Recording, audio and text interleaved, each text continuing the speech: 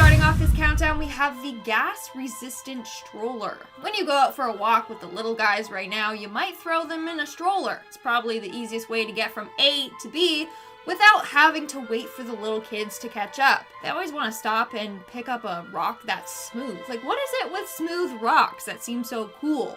Anyways, back in the day when there was a concern about chemical attacks, a gas-resistant stroller was made. The gas-resistant stroller was what looks like a metal coffin on wheels. It was all the rage when mustard gas wasn't yet a war crime. It would pair nicely with a gas mask that your mom could wear as she pushed you through the streets. Honestly, it's pretty terrifying, not gonna lie. I'm glad that this isn't a thing anymore. Over to you, Rachel. Coming in at number 9, the flizz. You know that one of the safest parts about riding a bike is the fact that you can get into any sort of accident and you're not attached to it. You can kind of just fly off and jump off before you land in a mud puddle or scrape your knee or whatever. Another great part of a bike is that it has pedals and gears so you can move much faster than if you were running or walking, which is kind of the idea. Even if you're out of shape and you haven't done a lot of cardio, like the people who get up at 4 a.m. and go for runs, oh my god, those people are like on another tier, they're like gods. Then you can definitely go really fast on a bike if you want to. And what on earth is a flizz? This thing is what happens when you mix a jolly jumper with a bike and are willing to look embarrassing for everyone to see. The flizz is a bike with no pedals, so you have to push with your feet like a Flintstone. And now this obviously sucks because you wouldn't really be able to move very fast at all. They also built a harness into it so you can hang in there like you're some sort of baby Bjorn. Usually when you invent a new thing, the goal is to try and make it better than the last version of said thing instead of making it worse or really stupid. So I don't think the guy who strolls in on the flizz is going to have a swarm of men or women around them being like, oh my god, marry me, I love you, because they look so sexy. They'll probably be looking at him being like, what? Is he okay? And how do you go uphill with this thing? You have to just run up the hill as you're attached to a bike?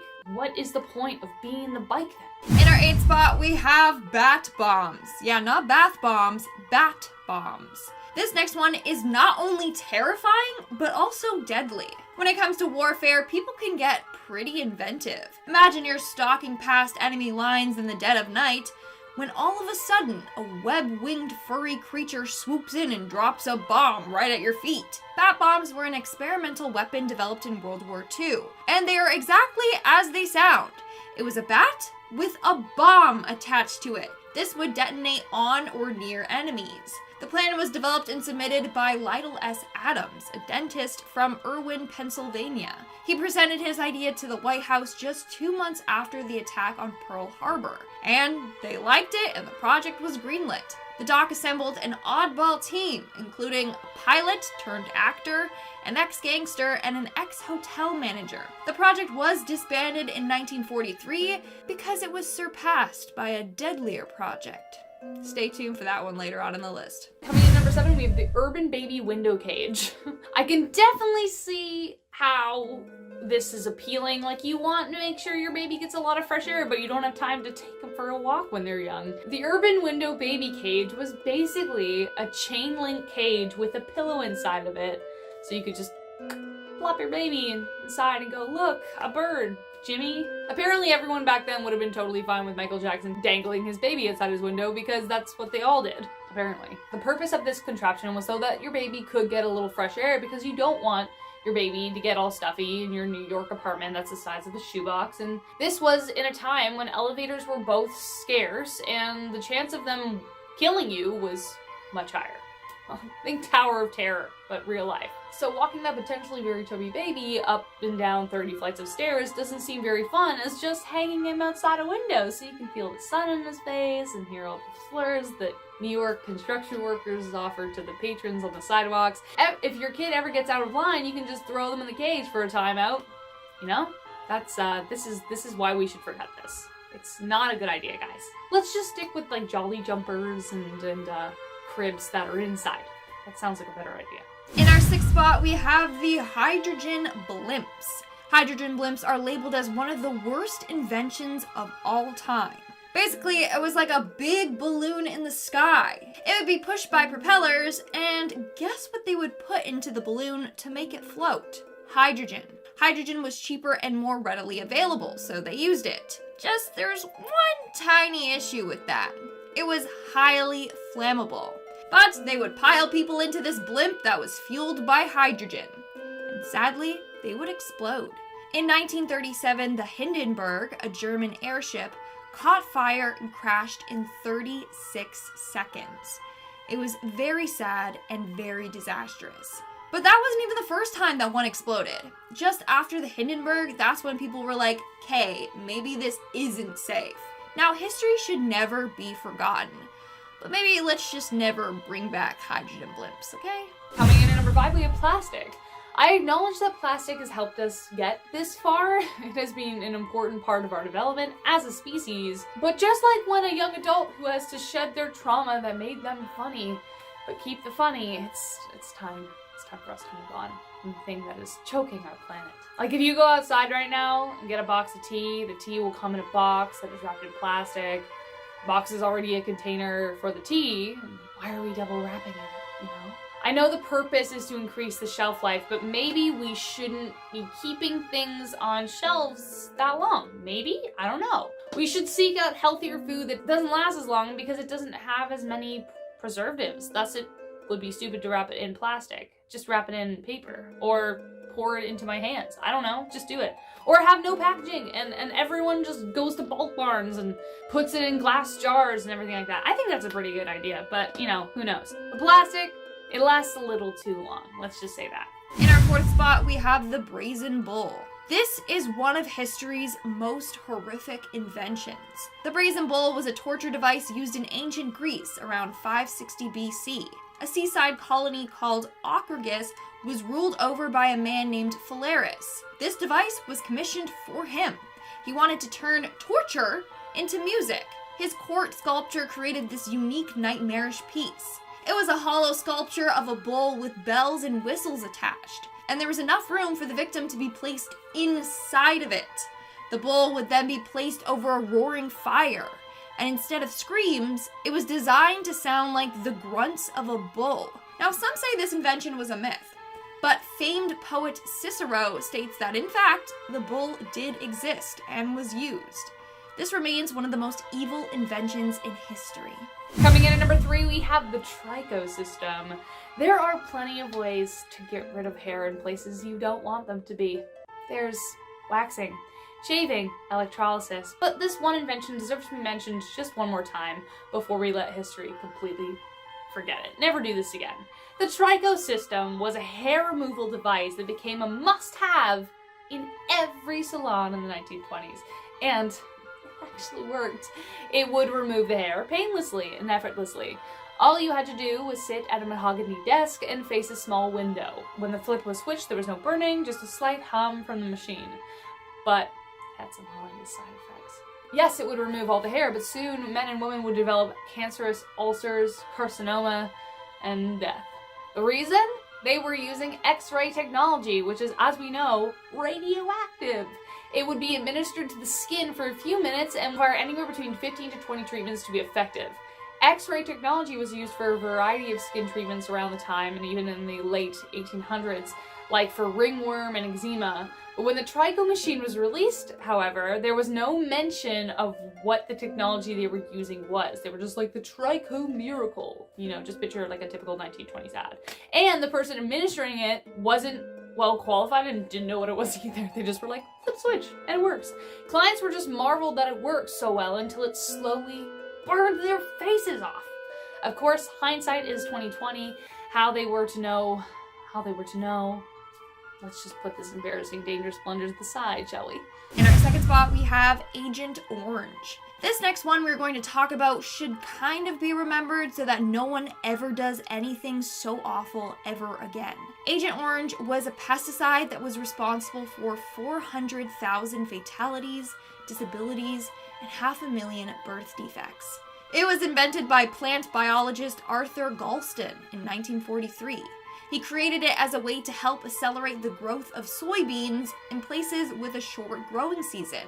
But in large doses, it actually destroyed crops, and the US decided to take this technology and abuse it. During the War of Vietnam, they sprayed the land, and 4.5 million acres of crops in Vietnam were destroyed by Agent Orange. And any exposure the Vietnamese and US, Australian, and New Zealand soldiers had to this pesticide came with deadly consequences. It caused an abnormal amount of miscarriages, extreme birth defects, cancer, and skin conditions. Some of the land still can't even be used to this day. It's very tragic and scary. Coming in at number 1, we have the atom bomb. If the name Robert Oppenheimer doesn't ring any bells, maybe this will. Coming in at number 1, we have the atomic bomb. See, there it is. Robert Oppenheimer invented the atomic bomb, and the first one that successfully detonated created a mushroom cloud 40,000 feet high. What people did with this new invention, however, stole an unfathomable amount of lives and opened doors for even more deadly weapons. It also led to one of the most terrifying standoffs in history during the 1960s called the Cuban Missile Crisis. The USA and Soviet Russia were caught in a standoff, both with nukes pointing at each other, waiting for the other to press the big red button. Thankfully, neither did, but many countries have nukes in their arsenal ready to strike whenever they want, and they're also still used in a lot of battles and war today. Considering how much damage was done to Nagasaki and Hiroshima due to the detonations of Fat Man and Little Boy in 1945, oh man, I hope that day never comes, and they just should get rid of them. Like, no country should just have them, because we definitely know that it will lead to the destruction of the world if they're ever used. We just should make an agreement that get rid, we forget, destroy all the ways of making them, just let's get rid. Albert Einstein was the man who prompted the USA to invent the atom bomb in order to combat the Germans in World War II. He believed the Germans were working on the bomb as well, but he found out too late that that wasn't the case, and they weren't even as far as he thought they were. He immediately regretted his decision, which is why the atomic bomb makes our list of inventions we should all forget. Just get rid of it. He's not the only one who wished it never existed. He's not the only one who wished it never existed. We should just get rid of it. Like, what? Starting off number 10, we have the earthquake machine. Sometimes accidents happen, which is why it's important to have a team who can have your back. Tesla was known for being a risk taker and innovator, and you can't take risks without causing some damage sometimes. Comes with the territory. Tesla had patented a steam-powered mechanical oscillator that would vibrate up and down to generate electricity. He built the machine in 1893 in his laboratory in New York, and one day he thought, hey, I want to see if I can tune the oscillator to the vibration of the building I'm in. Bad idea. The whole thing almost came tumbling down. During his test, Tesla started hearing cracking as he was turning up the power, and soon all the heavy machinery started flying about the place, hence the name earthquake machine. Tesla had to take a hammer to it in order to stop it from bringing the house down. Obviously, someone had to call the police over the event, and his team had his back. The entire team kept quiet as Tesla explained that it must have been an earthquake, but no one knew that he'd accidentally turned his oscillator into an earthquake machine. In our 9th spot today, we have the death ray, which is as terrifying as it sounds. Basically, Tesla wanted to create a weapon that could destroy entire armies from afar. It would be done by accelerating mercury isotopes to 48 times the speed of sound inside of a vacuum chamber. Then it would shoot a high velocity beam out, and the beam would cause serious damage and could be used from a great distance. Tesla even said, and I quote, "It will bring down a fleet of 10,000 enemy airplanes at a distance of 250 miles. Tesla thought that this would be great for the governments. In fact, he pitched it to multiple governments, but he was constantly shut down. Now, the Soviet Union showed some interest and a partial test was conducted, but it didn't go as Tesla hoped. Which, I mean, I think is a good thing. Can you imagine people using this weapon during the wars or even nowadays? It would be very disastrous. Number 8, the thought camera. Nikola Tesla is like the grandfather to Black Mirror. Like, he is that show. Though Tesla came up with the idea for the thought camera in 1893, he only spoke about it in 1933. He told the Kansas City Journal-Post that his mind had been stewing on the idea of a camera that could read mental imagery. Tesla said, and I quote, "I became convinced that a definite image formed in thought must by reflex action produce a corresponding image on the retina, which might be read by a suitable apparatus. Now, if it be true that a thought reflects on an image on the retina, it is a mere question of illuminating the same property in taking photographs, and then using the ordinary methods which are available to project the image on a screen. If this can be done successfully, then the objects imagined by a person would be clearly reflected on the screen as they formed, and in this way every thought of the individual could be read. Our minds would then indeed be like open books." Unquote. I know sometimes I consider myself an open book, but I definitely don't want all my thoughts out there. Like, I need the filter. Like, my brain just goes everywhere, so I don't want all people seeing that stuff. Moving on to number 7, we have the apparatus for producing ozone. It's as if Tesla was psychic and knew that in the future we would have serious issues with our ozone layer. Why? Because he had a patent for an apparatus that would produce ozone. The apparatus would force air between a pair of electrically charged plates to trigger a reaction. Because if you didn't know, ozone is created by combining oxygen with electricity. I did not know that. You learn something new every day. Anyways, back then Tesla was concerned about the smoke evil, like the burning of coal polluting the air and causing illnesses. So he thought that if people used this device in their homes, it could purify the air. Well, here's the thing. Ozone in the upper atmosphere protects us from the sun's UV rays. But in our living room, it could seriously harm us. So I'm glad this invention didn't go through as well. Number 6, the Wardenclyffe Tower.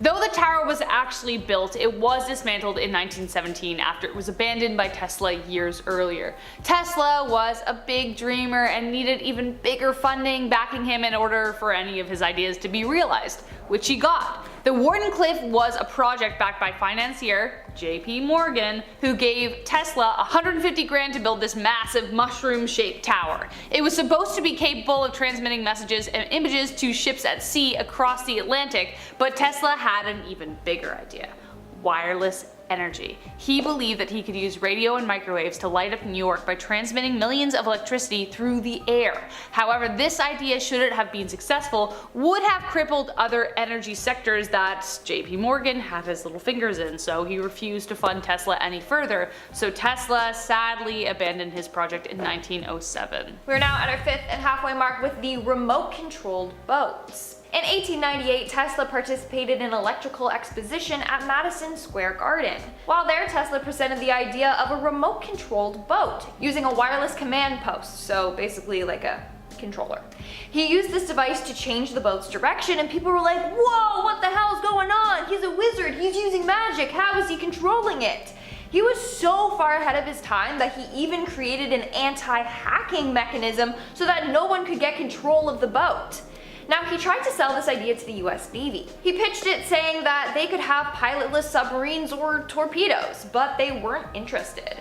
Honestly, he was a brilliant inventor. His inventions were just way too advanced for his time. Now, here's the thing that makes this invention mysterious and spooky. Tesla had other plans for this invention. He didn't truly want to make remote-controlled boats. No. He wanted to warm people up to the idea of robots. More on this shortly. Number 4, an artificial tidal wave. This next invention was designed to move the seas, if it ever set sail in the first place.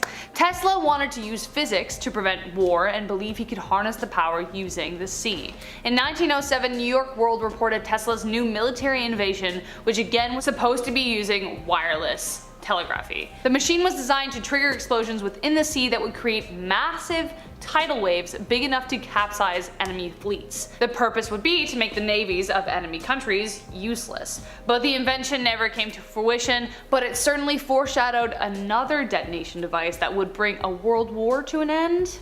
Any guesses as to what that might be? And at number 3, we have the humanoid robots. Now, remember the whole robot thing I just teased about? Well, Tesla wanted to invent humanoid robots. He wanted to develop a race of robots or mechanical men that would do all the hard work for us. At the same convention in 1898, Tesla showed off part of his robot invention. He asked audience members to ask this device mathematical questions. The device would solve the questions and provide the answer by blinking the lights on its antenna an appropriate number of times. He was really pushing for this automation. like having things move and think on its own without an operator. Not only was he hoping to make humanoid robots, but also wanted to use these devices to control organs or to create self-driving vehicles, etc. He pitched his idea to the military, to the US government, and to Great Britain, but no one picked up on it. Again, kind of good because we don't need a race of robots wiping out the human race. Coming in at number 2, we have the electric-powered supersonic airship. Who doesn't dream of leaping into the air and flying? Tesla was no exception to this, and from a young age was fascinated with flight. It was only a matter of time before he came up with his own idea of how to get around the world. When the Wardenclyffe failed, he turned his eyes to the sky. Using his knowledge of electrical and mechanical engineering, he dreamed up a supersonic airship. He first discussed his ideas in July 1919 in Reconstruction magazine, in which he described a craft that could travel 8 miles above the Earth, aiming for passengers to travel from New York City to London in 3 hours. He was yet still obsessed with the idea of wireless electricity and believed the craft could be powered by it, meaning they didn't need fuel. Tesla still had never given up on the power plant aspect of the Wardenclyffe and believed if enough were built around the world, their power supply would be unlimited. We have gotten pretty close to realizing Tesla's dream with kinds of crafts we have today, and like the ones that were flying over our building today. But Tesla never realized the dream himself. And in our number 1 spot today, we have the UFOs. Did you know that Tesla came up with a UFO spacecraft that looked an awful lot like the ones we see in alien movies? In fact, people believe that he was in contact with aliens and they told him how to invent this craft. In 1928, Tesla created a patent called the world's first flying saucer. Not only would it defy gravity, but it would have been the fastest aircraft out there even to this day had they successfully created it. So the UFO resembled both a helicopter and an airplane component-wise. There were no wings or propellers, giving it that UFO spacecraft vibe. Had it been created, it would have changed the world of aviation forever. When Tesla built an experimental station, he said he picked up some strange signals from space. He believed these signals were from aliens and that they provided him with a code that translated to 1, 2, 3, 4. He believes they sent out a code in numbers because numbers are universal. So could it be that he actually did make contact with aliens and then they provided him with instructions on how to build this craft, or what? Starting off this countdown, we have the JUDAS CRADLE. Whoever invented this torture device was sick. So basically, the victim would be placed into a waist harness that attached to ropes. Then the victim would slowly be lowered onto this pyramid-shaped seat. And it's got a nasty, pointy top. That gets inserted up their yahoo. The victim was then slowly and painfully stretched open by this device. Eventually, their body would tear and they would be impaled. Doesn't that just sound peachy? This instrument was used until the late 1800s in Europe. I can't imagine how painful that must have been. So let's not bring back that form of torture.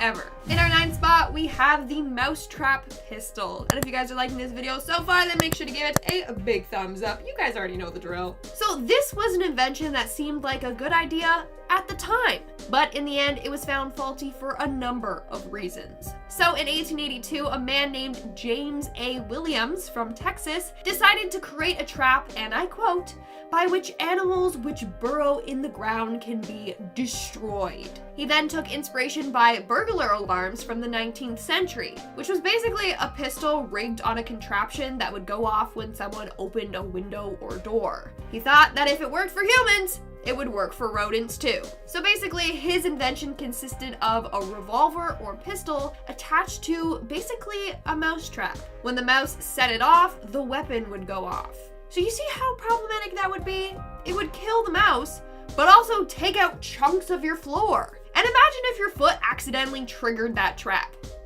Ouch. So you can see why this invention never really took off. In our 8th spot, we have the blood-powered lamp.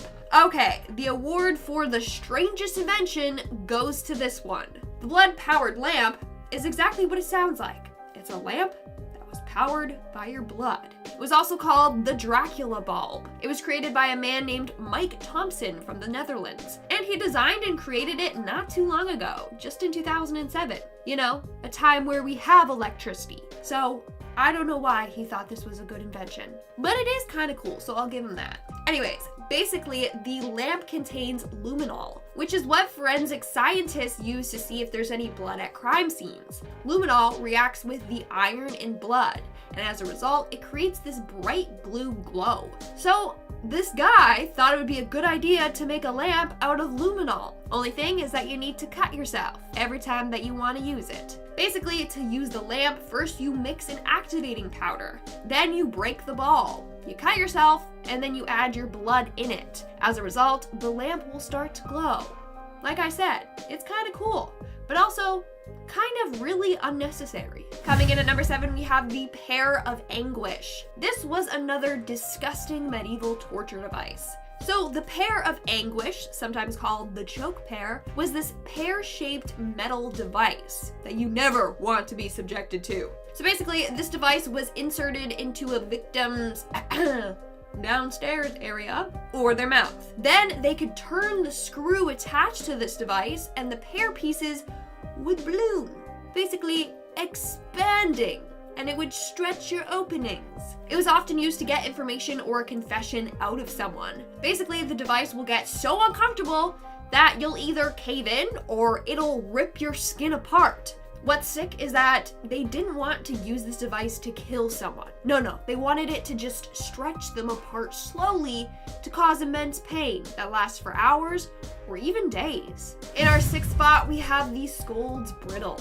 This terrifying looking mask thing is referred to as the SCOLDS BRIDLE. The first recorded use of this device was back in 1564 Scotland. Shortly after, England started using them as well. Basically, this mask was a form of public humiliation and torture. Basically, women were forced to wear this as a form of punishment for behaving immodest or rude, or if they were accused of infidelity or witchcraft. So this mask would be locked on over their head, so they couldn't remove it. Then there was a spike mouthpiece attached to it, so they weren't allowed to speak. They then had to walk around in public wearing it. It was meant to inflict pain on the person while simultaneously causing public humiliation. We are now at our 5th and halfway mark with the Iron Maiden, and I'm not talking about the band here. Chances are you have heard of this disturbing invention. Basically, it was a coffin-like device that was lined with spikes. The victim was then placed in the coffin, and then the executioner would close the door. The spikes were then shot directly into the victim's body. But here's the thing. They specifically positioned the spike so that the victim wouldn't die immediately. Instead, it would be a slow and painful death where they just slowly bled out. That is terrifying. Also, who was responsible for cleaning that device? Because that would suck. Coming in at number 4, we have the spike collar. So picture the Iron Maiden, and now picture it around your neck. That's basically what the spike collars were. A collar with spikes all on the inside. It was then placed on a victim and the spikes would dig into their necks. What's worse than the discomfort is the fact that they wouldn't be able to lay down or sleep. They also couldn't eat or drink, so they would just suffer with this thing on for days on end. For prisoners, after the collar was placed on their neck, it was then fastened with ropes to the 4 walls in the room. The prisoner would stand in the middle. If they moved even an inch in one direction, the spikes would impale them, so they would have to stand incredibly still. In our 3rd spot, we have the rack. Although this invention doesn't have a scary name, don't be deceived. It is very gruesome. This was a popular torture device from medieval Europe. Basically, the victim would have their ankles and wrists tied to this device so that they were spread open. Then 2 executioners would crank the gears and the machine would slowly pull their limbs in the opposite directions, stretching them farther and farther apart until eventually they were ripped right off. I'm telling you, people back in the day were sick. Seriously, imagine if we used this now for criminals. That would never fly. Moving on at number 2, we have the dimple machine. Everyone is born with unique features. Maybe you have a butt chin, or unique birthmarks, or dimples. Now, if you don't have dimples, don't worry. There's a device that will give you some. Back in 1936, a woman named Isabella Gilbert created a device that will give people dimples. You know, if you weren't born with them and you were jealous. So basically how this works is the dimpleless person would place this contraption over their face. The device had 2 sets of knobs on either side of it that would poke into your skin. It was believed that if you were to wear this long enough, then it would train your cheeks to create dimples on their own. I'm sorry, no, that looks terrifying and also painful. And at our number 1 spot, we have the electric smile. Back in 2011 in Japan, a very weird invention was made to help children smile. It's crazy. So basically, it forces kids to smile by sending electric shocks to the kids' cheeks. This causes the face muscle to contract and voila, you got a smile. This is wrong on so many levels, but it was targeted towards parents as a method to snap their kids out of a tantrum or to make sure they are looking perfect out in public. Here's the creepy part. The shock is so strong that the smile can last for days. And a side effect is that it can cause some twitching. Like I said before, this invention is just so wrong on so many levels. I can't believe it's a real thing. Starting off this countdown, we have the iron chair. Imagine the Iron Maiden, but in chair form. Basically, this was a torture device used in the Middle Ages. Victims were placed onto a chair that was filled with hundreds of sharp spikes. There could be anywhere from 500 to 1,500 spikes. They were strapped into the chair, and when their restraints were tightened, the spikes would dig into their flesh. And they often left the victims there for hours, even sometimes days, just suffering. Sometimes there was a hole on the seat and then a fire was lit below them. But the most common way this chair was used for was actually psychological torture. The victim was often strapped in and then would have to watch another person die in front of them. It was either you confess to your crimes, or you die from the chair, or die another painful death like the person you saw die. This device was used until the late 1800s in Europe. And at number 9, we have the chain smoker, and I'm not talking about the band here. But if you guys are liking this video so far, make sure to give it a big thumbs up because it really helps me out. This invention was created for those who wanted to smoke not 1, not 2, but 20 cigarettes at one time. That is lung cancer just waiting to happen.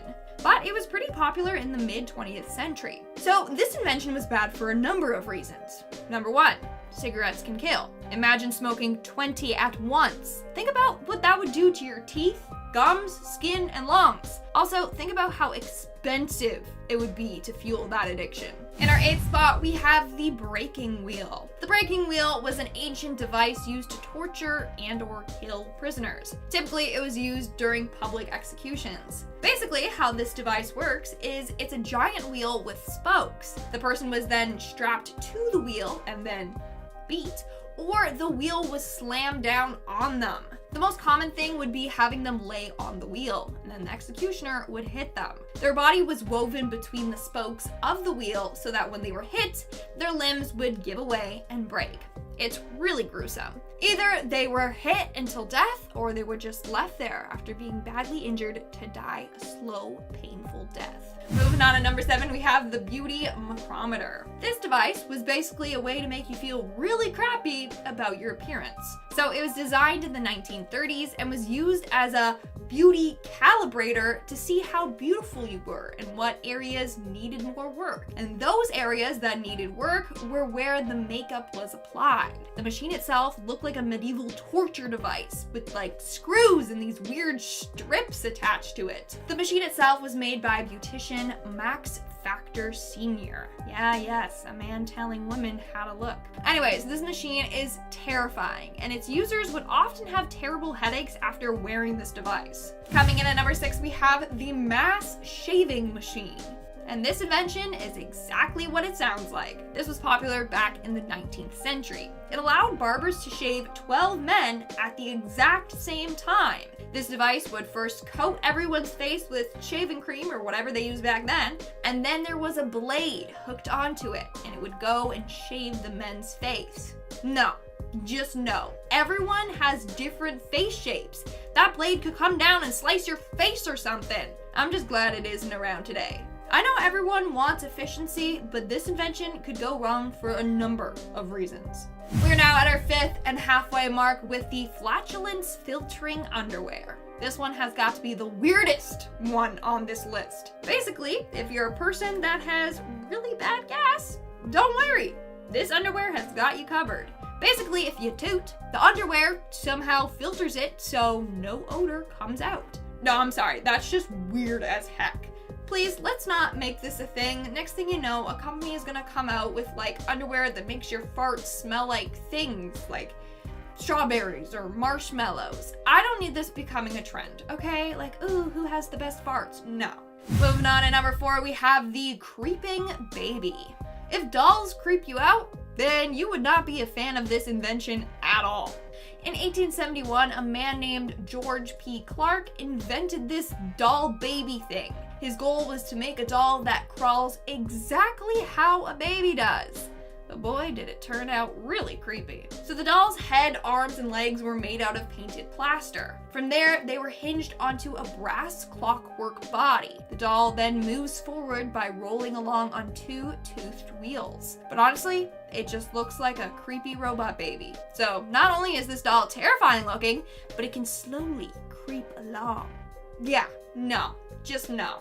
Let's just leave it in the past. No, thank you. In our 3rd spot, we have the revolver camera. Again, it's just as it sounds. Basically, it was a gun that would take a picture when you pull the trigger. Yeah, you heard me correctly. It was meant to take a photo exactly when the bullet hit the target. Okay, but don't worry, there were no bullets in the camera when they took the photos. Basically, in around 1938, this device was created. A tiny camera was attached to the underside of the barrel and the front of the trigger guard. It was attached so that every time the trigger was pulled, it would snap a photo. Now, there's no evidence that this gun was actually used. They only used it for trial photo shoots. And like I said, it was used without bullets. Or so that's what historians assume. Sadly, we don't know much about this invention and its purpose. Was someone trying to make something cool?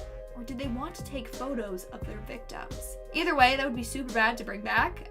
You can imagine why. Like, here, let me take your photo, and then everyone screams and runs away. Moving on to number 2, we have the thumb screws. This was a common form of interrogation used in medieval Europe. If the criminal was not behaving or giving the information that they wanted, then they would resort to using this device. Basically, it was a vise that would clamp down on a person's thumbs or fingers. Then the vise was slowly tightened, putting more and more pressure on the person's thumbs. Also, they were locked in place with a padlock, so they couldn't escape. They were left there until they made a confession. If not, their fingers were shattered. And in our number 1 spot, we have the head crusher. Just the sound of this invention alone is gnarly, and it's pretty self-explanatory. The device was basically a vice for the head. I know, it's gross. So basically, it was a metal device that hooked onto a person's jaw and then head. Then the executioner would twist the handle and it would push the head and jaw together. And then you get it. I'm telling you, there were some pretty sick people back in the day. They had fun with torture. On top of that, some versions of this device had a little thing at the front to catch the victim's eyeballs when they popped out. Yum.